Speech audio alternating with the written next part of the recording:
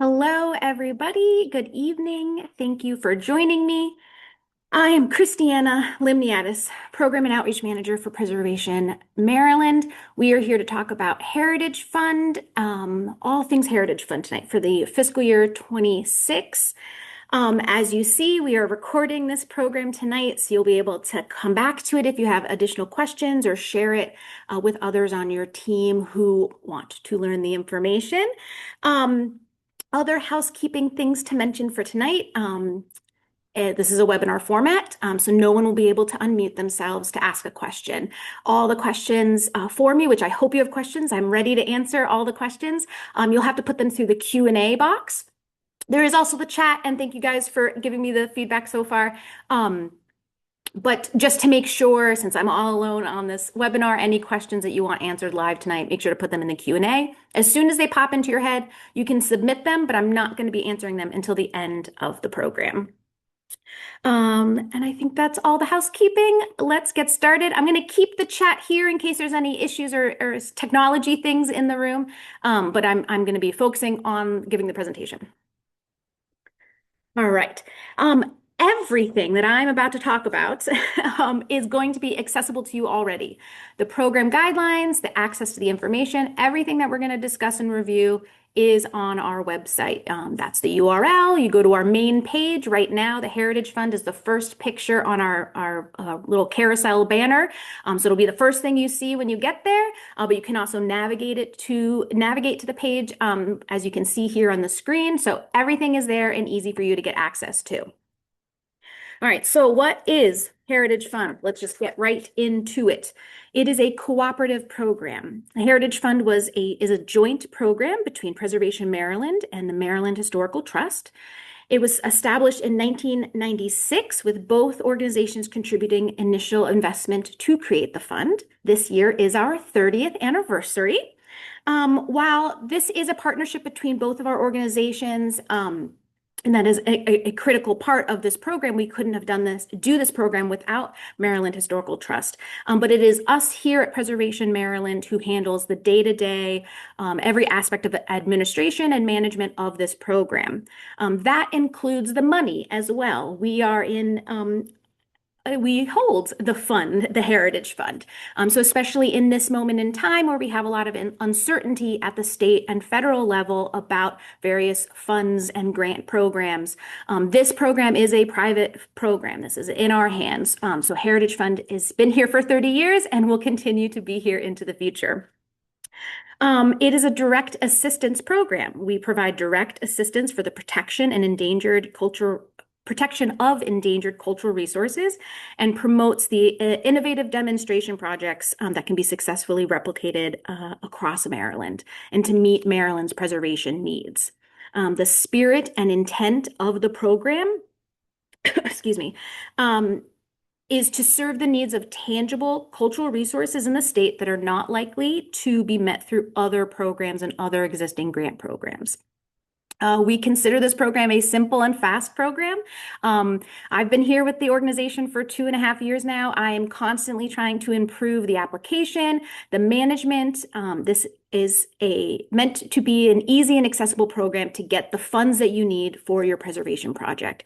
So especially through the application process, and if you are an awardee, if you see things that could be improved, please pass that feedback on. We want this to be a simple and quick program for you to navigate through.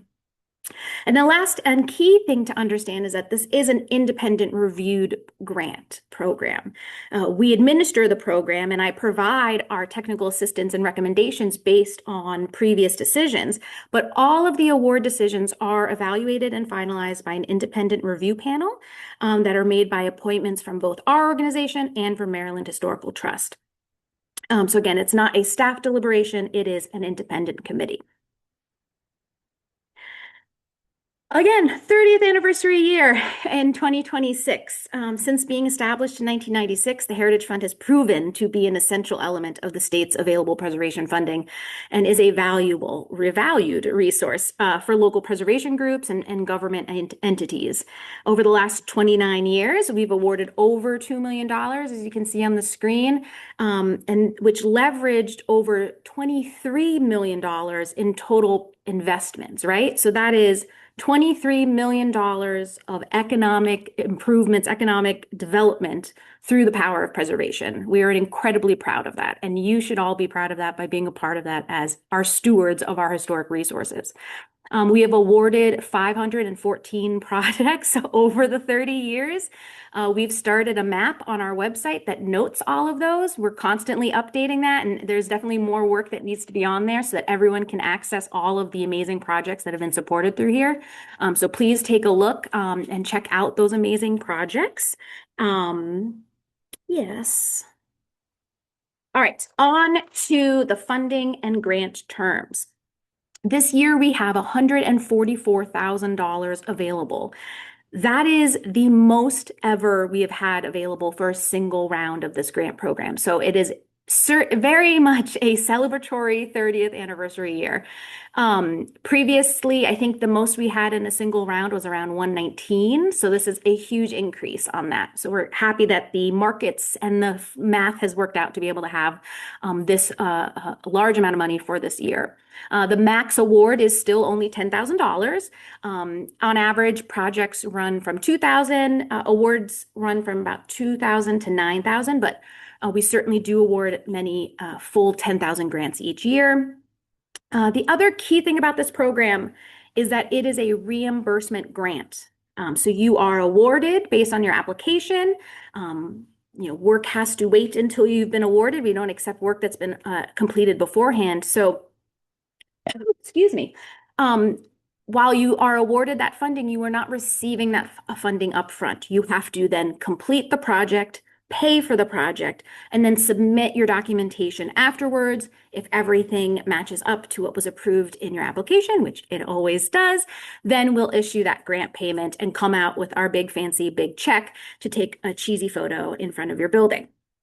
So reimbursement, you have to keep that in mind in your project planning. You need to be able to make sure that you have the cash flow ability to fund the project and pay for that until you can get that reimbursement from us.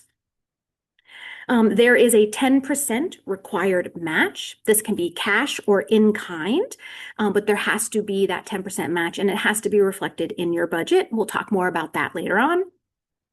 Projects have to comply with all of the relevant Secretary of the Interior standards and guidelines. That sounds like a scary thing. It's incredibly easy to understand and follow. We're going to talk about it in another slide, but you have to make sure that your project is in compliance with all of those things that would be relevant to your project. And then lastly, we request that projects are completed within 1 year of the award. If they are not completed within a timely fashion, you do run the risk of having that grant recalled. We obviously reserve that for the most extreme cases, but that could be a potential if you are not actively working on your grant or completing it within the time limit. Obviously, that being said, the world is crazy and things happen and, projects get delayed. We completely understand that. And we are always ready and willing to work with you guys on that. We just ask that we are kept in the loop and are notified and that it's clear that you are working on the project, even though there is that delay. So as long as there's that open communication, projects obviously get delayed. We recently had a project close out that was awarded in 2022. It just kept getting roadblock after roadblock and thing happening, but they kept through it and they've successfully completed it. So again, if it takes longer, that's fine. But when in evaluating your project, we are evaluating and the selection committee is looking at them with that limit, the lens that this project is supposed to be completed within a year. All right, on to eligible projects. Excuse me. Heritage Fund is open to nonprofit organizations and instrumentalities of state, county, and municipal government engaged in historic preservation projects. Unfortunately, private property owners are not eligible. And again, as I said, applicants must demonstrate the capacity to complete their projects within that 1 calendar year. So it's not just that you have to simply be a nonprofit or a unit of government. You have to show that you are a functioning nonprofit and unit of government capable of completing the project within the terms of the grant program. This program funds a wide range of preservation projects, and we divide them into 3 different categories: education and research, planning and feasibility, and then repair and rehabilitation. Let's talk about them. Education and research, let me just flip my pages. These are projects that typically support preservation education activities aimed at the public, with particular interest in programs aimed at reaching new audiences or projects that employ innovative techniques. Representative education and research projects include the development and installation of historic markers or interpretive signs, creating brochures or visitor guides, other outreach materials. Again, education and outreach is about making that connection between the preservation information and the public. This could also go to support planning and executing conferences, trainings, or other educational materials for preservation professionals, websites and other media creation, the creation of public exhibits, or oral history programs. The picture that you see on the screen is a previous education and research project that the Downtown Frederick Partnership created preservation education toolkit to articulate and illustrate what the preservation regulations were and how it impacted property owners. And that's what they used this grant for. The planning and feasibility projects. These are projects that typically involve hiring a qualified consultant to complete necessary reports, studies, or plans to support a preservation project or initiative. So these are going to be things that are either focused on one site or multiple sites, or that provide organizational support for local preservation groups. So these are going to be those technical documents and reports and materials that are needed to complete preservation projects. So feasibility studies, architectural plans, condition assessments, things that you would need to make your plans to do a brick and mortar project. This also includes historic context statements, cultural resource surveys, cultural landscape surveys, any of those survey documents necessary for National Register nominations or local nominations, or continued survey work. Preservation plans, rehabilitation plans, maintenance, emergency plans, all those types of things. Design guidelines are certainly a great eligible expense. And then this also does include those internal planning and feasibility tasks so that you can be the best stewards of your historic resources. So if you need organizational strategic plans, you need board development, board training, you're starting or revamping your docent training for the architectural tours and you need to redo that, that would be an eligible expense under planning and feasibility. And then lastly, we have our repair and rehabilitation projects. These are the pretty, standard one. These are the brick and mortar, capital projects that support the repair, restoration, rehabilitation, preservation, or reconstruction of historic resources. And this can be for one individual site, one individual resource. So that includes structures, sites, landscapes, objects, and archaeological resources. And then this also does include any of those necessary legal services that you need to be able to do the repair or to acquire historic property. We've had that used in the past. We've had several different nonprofit organizations who are working to save an endangered building use a Heritage Fund grant to fund the lawyer, to fund the title search, to fund the initial purchase cost or things of that nature. So those are also eligible expenses under the repair and rehabilitation.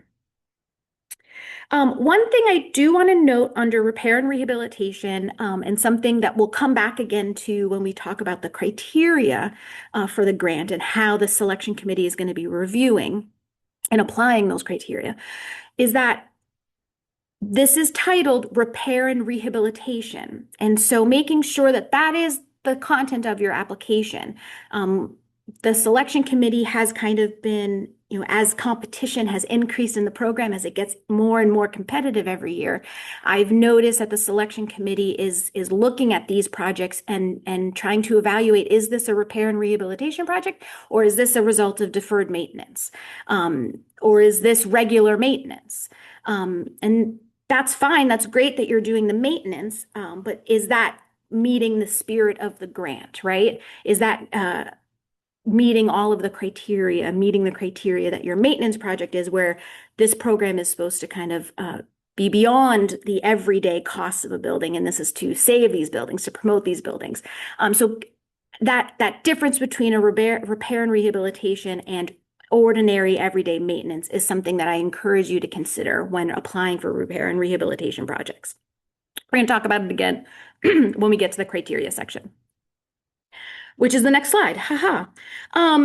So again, like I said in the beginning, this program, while I am your day-to-day administrator of this program, and I can provide you guidance and recommendations of how to move forward with your application or feedback on previous applications. I'm not the grant decider. I'm not saying, yes, you'll get awarded or not. I can make my recommendations to the selection committee, but they are the ones that make the decision. And they make that decision with the following criteria. So the full criteria here on the screen, the 10 criterion, relative historical and cultural significance of the resource. They're looking at the urgency of the need, the extent to which the project provides long-term resources, extent that the project stimulates and promotes other preservation activities. I'm not going to read all of them, I'm sorry. And it's not just a question of whether or not you're checking these off, right? It's not just that you have historic or cultural significance. When you look at the program guidelines, you'll see the scoring rubric that they're using for this. And so they are rating how successfully you meet this, the intensity in which you reach this and embody this criteria. So again, when you're putting your applications together, it's not simply that you have educational value. We need to see the worth and the depth of that value. How is that impact going to be? What is that impact going to be on the public? So again, I think that as this program gets more and more competitive, which it does, last year we had 77 applications received. Before that, it was 51. And I think every year before that, we were only in the 20s and 30s. So we have increased significantly over the last 2 years, and I only see those numbers increasing. So you really do need to take time and sit with these criteria and think of how that applies to your project and how successfully you meet those criteria, and finding the best way to articulate that impact in your narratives. Again, over the last few years, some trends and some aspects of the criteria and the program guidelines, the spirit of the program, that I see the selection committee really leaning onto, especially when there are, ties, or when there are a difficult decision that needs to be made, where we only have so much funding, but we have too many projects that we can't decide from. The aspects of the criteria and the program guidelines that the selection committee have really been kind of leaning into to help break those have been the idea, the aspect of public benefit and access, that impact that project is going to have on the public, and broadening the experience and understanding and accessibility of preservation. I see that topic and that question come up a lot in deliberations. So again, as you can lean into what does this project do to not only the advancement of preservation in this resource in your site, but for all Marylanders, or whatever county you're in, whatever the resource is. So really kind of showing the impact of that project. Another aspect that they've been really leaning into is that idea of readiness. Is this a project that can happen in a year? Again, lots of things happen unforeseen that we cannot control that will slow down projects, and we can't judge that. But based on your application, based on your previous experience in preservation projects in a similar topic, based on your application, based on all of the terms and things that you're putting in your application, is this going to be something that could happen in that year? Do you have all the money you need for it? If the funding in your budget falls through, do you have a plan? All of the things that you're going to answer in your narratives. The readiness is something that they've definitely been focusing on as well. And then again, as I said, with the brick and mortar project, the repair and rehabilitation, um, where, there are just so many incredibly meaningful projects submitted, so many great projects that meet the criteria. But when they look at that urgency and the need of that and evaluating, is this something that should be incorporated in a normal budget as part of maintenance? Or is this an urgent endangerment need where without this money right now, that building is going to fall down? Or without this project happening right now, further damage is going to happen to the property? That's been something that you see their deliberations on quite often. All right, moving on to the actual application and the application process, the filling out the forms. You go to our website, it looks like this. You get the link to the program guidelines. The program guidelines include the program guidelines, and at the end is the scoring, the criteria and the scoring rubric that the committee uses. And then the link to the application that will bring you to our outside page. It's through a program called Smarter Select. Excuse me, sorry. And that's what the front page of that will look like. You can click the apply button and start your process. If you have submitted an application with us before, you might already have your login information saved and ready. If not, you can just start a new account. There's no need to keep, maintain the same account for the organization. I mean, it's obviously makes it a little easier to see the data in the back end, but the application isn't tied to anything. You can start a new one. There's no worries on that. As you can see here on the screen, there is that small little preview button that you can click above, and then that will generate you a snapshot of the application. So you can look at the questions and review it before you actually open it, if that's what you're interested in doing. Once you click and you start the application, it's going to be divided into these sections. First section is applicant information. That's going to be the information about the organization applying. So your nonprofit or your government entity. What is that organization? And then who is going to be the point of contact for that? I cannot stress this enough. Because there are a lot of organizations where maybe the person who is filling in this online form isn't necessarily the staff person who is going to be managing the project and my official contact. So when you're filling out the applicant information, please be mindful of who is that person that you're listing. That is the email and phone number that I'm going to be using from that point on. So please choose that wisely and accurately. Next section is project information. So that is, all the information about your proposed grant project. In this section, it's also going to ask you, to give the name of your project. It's going to ask you for like the summary of your project. When you're filling out those responses, it would be greatly appreciated if everyone could be as succinct as possible and to think of the use of that title and description for the public. I'm going to be pulling that information to put in our press releases and in our social media posts where we are going to brag and boast about the amazing work that you're doing. And sometimes some of the titles that people put in are 15 pages long or incredibly or don't really articulate what the project is, or seems to be some faraway title that doesn't correlate. So just being really kind of mindful of what you're writing there so that it clearly and succinctly articulates what is this project, what is going to happen in it. Thank you. The next section, and this is only going to be for those capital projects where we're actually putting, brick and mortar work happening. There'll be a section that pops up that asks you for that property information, because if there is a property involved for, repair and rehabilitation project, we have questions about whether or not you are the property owner. And if you're not the property owner, then we need some more information about that person. So that'll pop up if you're applying for one of those projects. The next section that everyone will have to answer is the project budget. So there are a couple of narrative and fill in the blank questions where you're going to put in the numbers of your budget and then describe your budget in words, please. And then a couple other questions related to that. And then the last section of the application is the attachments and the uploads. So we will ask you for a variety of different things. You'll see them here on the list.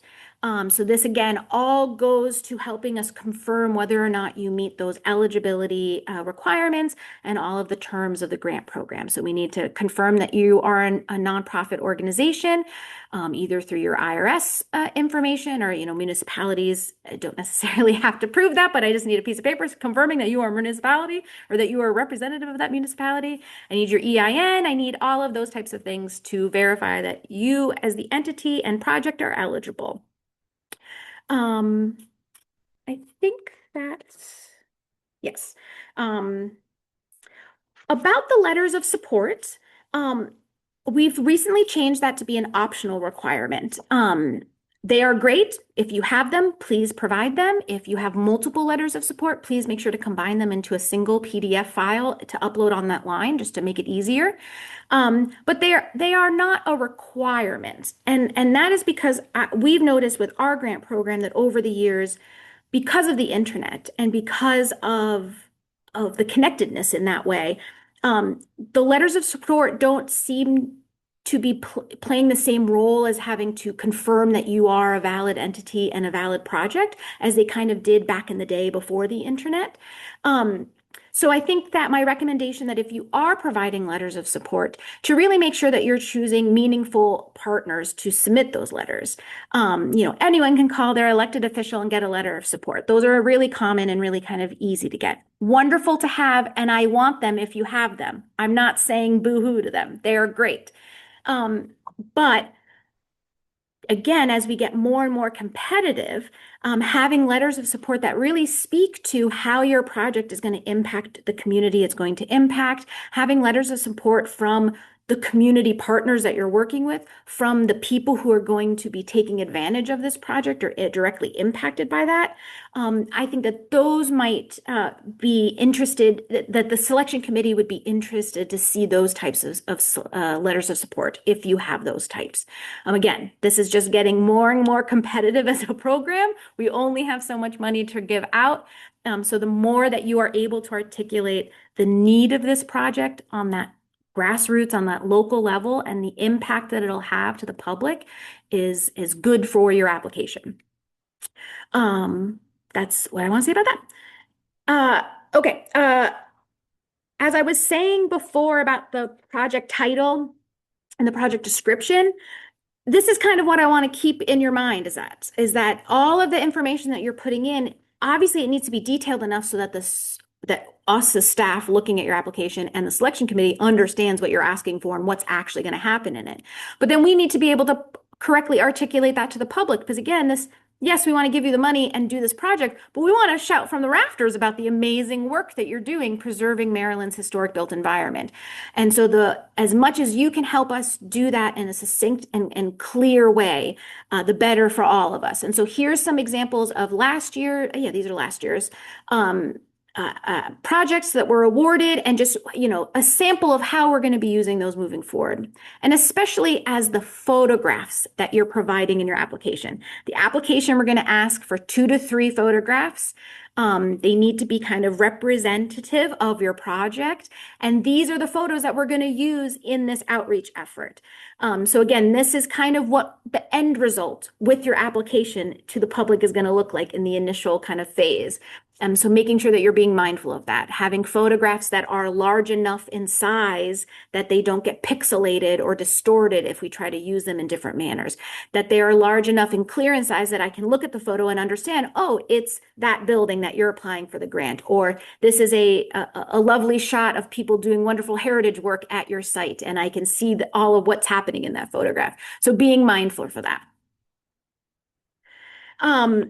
The application now also asks for you to prove that you are a nonprofit, right? And that you are able to take this money.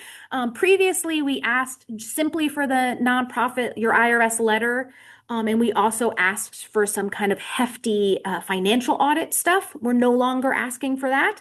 In its place, we're asking for the Secretary of State Charities Public Record, so making sure that you're registered with Maryland. So that is what those documents are asking for. When you go into the application, I provide some details on how you can find that. The most easiest way to get that is to either go to the IRS and to do a screenshot of confirmation that you are up to date with your IRS filing, and then a screenshot that you're up to date with your state filing as well. There are a lot of nonprofits that might not have their state registration up to date. That's fine if you don't have it registered, but I need you to upload a piece of paper in that place explaining to me that you're in the process of getting registered with Maryland, as all nonprofit organizations should be registered with the Secretary of State. So again, it's not going to be a ding against you if you don't have your Maryland state registration up to date right now, but I need to have an update on how and the plan timeline of you remedying that registration status. As far as the budgets go, I am pretty easy breezy on the budgets that I receive, but I would like to give some feedback if I may. When you're submitting your budget, obviously, please make sure that the numbers on your budget piece document that you're uploading match the numbers that you've put in your narrative passages.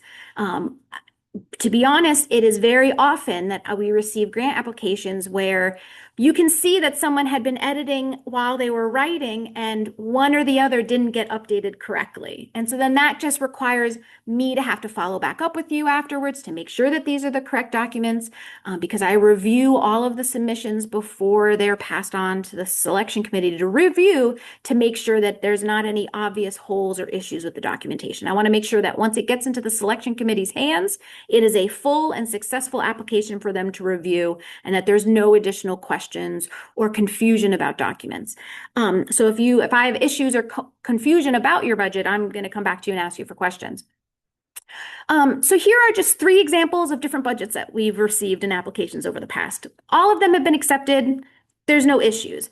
But moving forward, I'd like to respectfully ask that everyone have a spreadsheet budget. That spreadsheet should list the line items of all of the scopes of work that your project includes. Your spreadsheet should also include not only what that cost is, but also the income for that project. So you have your expenses for your project and then how you're going to pay for those expenses. There's lots of different ways that you can organize that. You see the 2 examples on the screen here that have it kind of in a horizontal layout. I've seen budgets where you have the expenses on top, the income on the bottom. That's successful. That's awesome. But I want to encourage everyone to stray away from bullet lists of numbers. You need to see all of the numbers for your budget, all of the project expenses, all of the income. I need a full picture of your project. And the most successful way to do that is through a spreadsheet document. Also, because of the timing, there's a lot of you who are applying for our program and the MHAA grant at the same time and are probably using your grant applications to each other as a match, which is A-okay with us.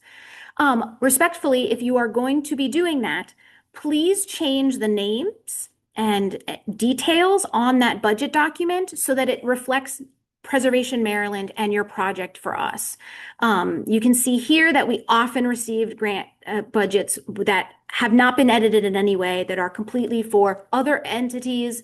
I've received budgets that are from different years where the applicant had submitted that same project previous years to another organization and just kind of took out the file and submitted it to me. I'm accepting those. We're going to look at them. We're going to accept all the applications that meet the eligibility requirements. But it would be really great for the review committee to see that you've paid attention to all of these details and changed the name on the grant budget document. All of those kind of little attention to detail things go to contribute to that readiness idea. That is this organization going to be able to finish this project? Can they put together a successful grant application to then complete a successful grant project? All right, that is all the things about the application form. Here is the general timeline moving forward. So we are here January 22nd at the info session. There will be 2 office hours in February and one in February, one in March. We started these last year, and for those of you who are in attendance, I hope you agree they were great. I was able to answer so many questions, so many more questions than I'm able to answer by phone or by email. And then also I felt that everyone who was attending, and you don't have to stay the whole time, certainly, but but those that did stay for multiple questions, everyone learned from those questions. So I definitely encourage you to attend if you have, concerns about your project or have issues in filling out the application. The deadline is the last Friday of March, March 27th. And then the selection committee, I will be doing a preliminary review of all of the applications to make sure, again, that all the requested documentation is there. If there's any issues, I will definitely follow up with you because I want the selection committee to have the information they need to review. And then we anticipate and typically announce the awardees in May in celebration of Preservation Month. So awardees will be receiving notification at the beginning of the month, and then notifications will continue on from there. If you are awarded, these are the terms that we need to keep in mind. And these are all, again, included in the program guidelines. Once you are awarded, you'll receive a grant acceptance package from me. It's a nice little letter explaining congratulations, you got awarded this amount of money. It'll have the terms, again, confirming what you have to follow. And then it'll have a confirmation of your project title and your project description that we're going to be using in media releases. And so you'll get that package. You need to fill out and follow those instructions, return that back to us along with your W-9. Again, core project program requirement, project needs to be completed within a year. We've already talked about the caveat on that. It needs to comply with the Secretary of Interior standards for the treatment of historic properties and professional qualifications. We're going to talk about that in slide next. We have always asked, but we're being a bit more following up on this, that posting a historic Heritage Fund identification sign at your project site or your organization headquarters, your website, whatever is the most appropriate, makes sense for your organization and the project. And we have that sign available as a PDF link, so you'll be able to print that or post it however it makes sense for you. But while your project is in progress, we'd like to have that identification posted.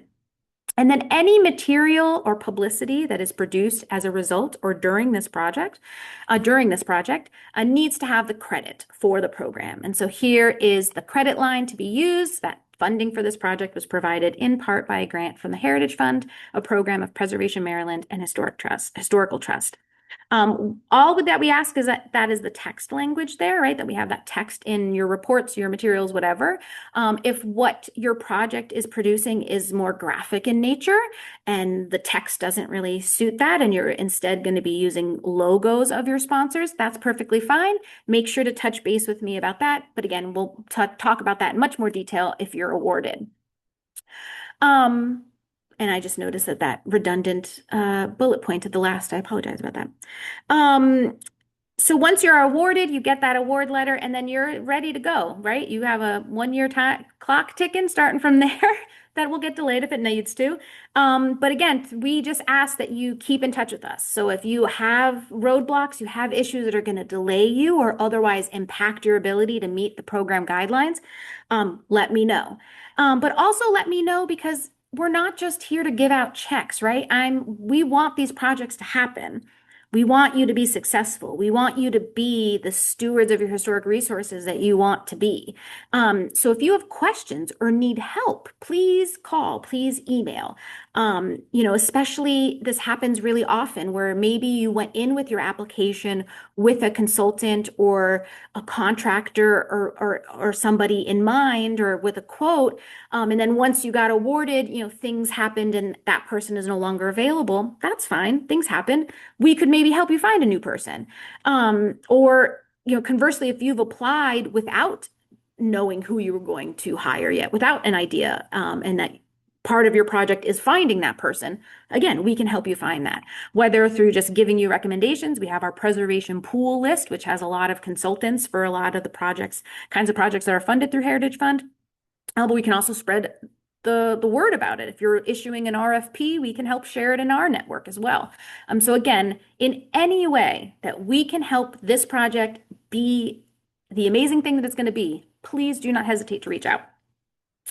And again, lastly, once you finish the project and you're ready to close it out and get that money, there is a disbursement request form on our website. You go there. Again, I'll help you through that process once you get to that point where you'll submit all the information that confirms that the project was done and paid for. And then that will get reviewed, and then we'll issue out that payment. Questions, or if you could FAQ before we get to your questions, and I see that people have been putting them, so I'm very excited to get to those questions. Can individuals or private businesses apply? No. Again, this program is only open to nonprofit organizations or units of government, especially as it relates to units of government. While Actually, I'm going to hold off on that for a second. Next question. Can I apply for work that has already been completed? No. Again, as we just went over, one of the key terms of the program is that you have to be in compliance with any relevant Secretary of the Interior standards, either for the treatment of buildings or the professional standards. So if the work has already been completed, it's hard or difficult for us to have made sure that that followed the grant guidelines. So all the work has to be completed after the approval. And I'm looking at that when I'm getting your receipts in the reimbursement process. If you are submitting receipts that are dated before your grant was approved, before May, those can't be reimbursed through the program. So please be careful of that. Can I use this grant for a match for another grant? Yes, please. This is a private grant. Yes, we are partnership with with Maryland Historical Trust, and their funding is in there, but this fund is in private hands. We run and operate it on a day-to-day basis. That money's not going anywhere, and we can use it to match for anything. Again, most popular is the MHAA grants, but a wide range of other state and federal grants that people have matched and used that with, and vice versa. We use them as a matches for each other. How many times can I apply? Previously awarded projects or applicants can apply again. There is no limit to the well, right? You can come back and ask for money as often as you need, right? Obviously, looking at the data, it's very rare for someone to get multiple application awards in a row. It has happened, certainly, but not, multiple years in a row. So keep that in mind. Also, this year we are starting the request of asking for a max of 2 applications per organization per cycle. So for fiscal year 26, we're asking that no more than 2 applications are received from an organization.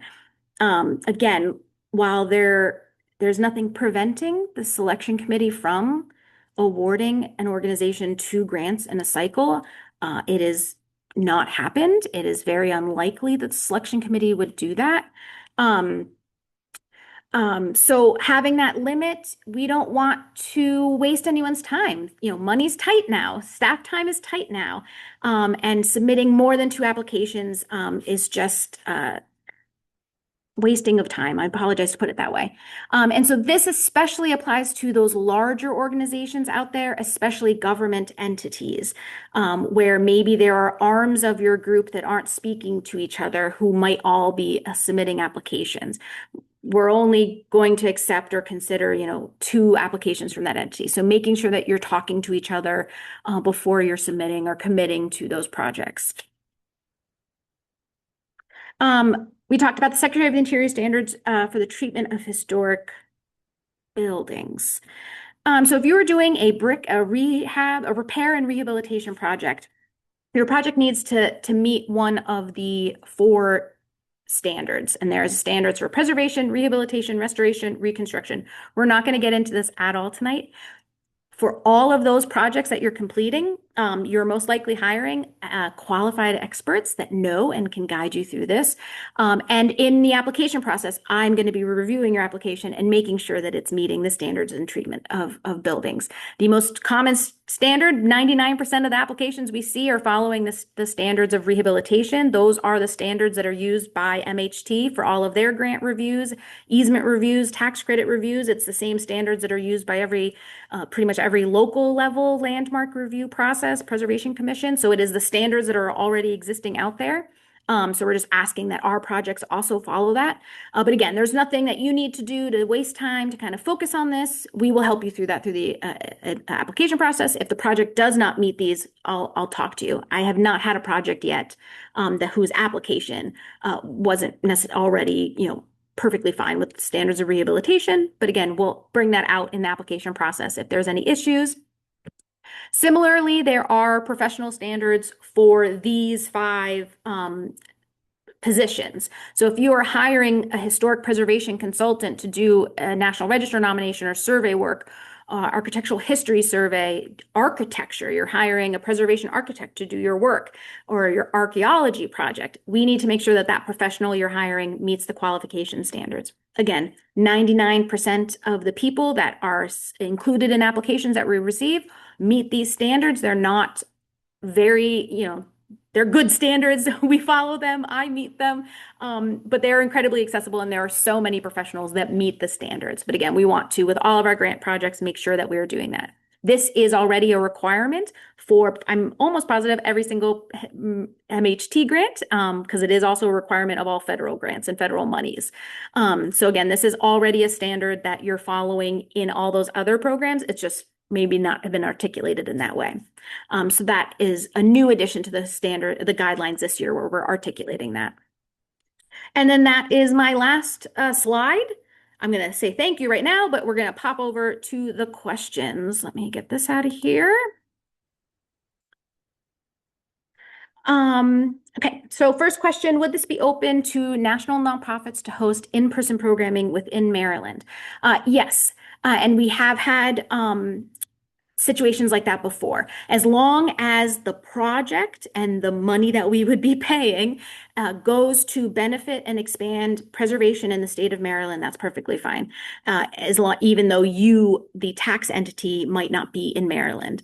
So again, if there's weirdness pops up in the application form and this situation applies to you, just let us know, and we can help you through that. Because again, obviously, if you're not in Maryland, you're not going to be registered with the state of Maryland as a nonprofit, or unlikely that you would be. So we can talk about those things. Examples previously, I know that there was the Preservation Trades Network, the International Preservation Trades Network, had their annual conference here in Maryland and received a Heritage Fund grant to help accomplish that at the HPTC facility up in Frederick. There's been other large NGOs that have done heritage projects involving the bay and water and maritime heritage that have applied, that happened in Maryland, but were located maybe in DC or neighboring states. So yeah, that's totally fine. Next up, is there a template available for the spreadsheet budget to make sure we include all the information? Great question, Jacob. And I was in the process of making one and didn't have it done in time for the deadline for announcement. So no, I don't have a template for it this year. That is definitely going to be included in next year's materials. So again, with this year, I'm just providing some strongly worded recommendations and requests to make sure that you're clear in articulating that. But next year we will have a template available for that. The MHAA grant template is great. You can use that. Just take their name off it and put my name. Thank you. Or not my name, Preservation Maryland. Can a homeowner partner with a local nonprofit to apply? The nonprofit would enable public access through their programming. Yes, there's certainly ways that